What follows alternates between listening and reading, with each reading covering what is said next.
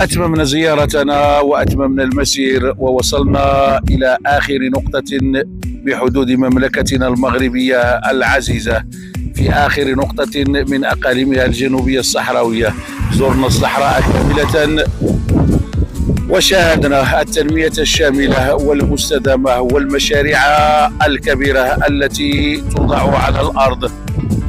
الصحراء البعبع الاقتصادي القادم، الصحراء المغربية لمن شكك ولمن كان يقول بأننا لن نستطيع أن ندخل إليها. دخلنا آمنين وخرجنا آمنين، ولكل من له مثقال ذرة من الشك فليسألنا فعندنا اليقين. أما غير ذلك فمرتزقة هناك بإقليم تندوف بقرة حلوب لنظام حقود وعجوز يريد بالمغرب سوءا وبشعبه أسوأ. خذناها ودخلناها من هذه البوابة إلى المركز الحدودي القرقرات، ومنه إلى المركز الحدودي لموريتانيا.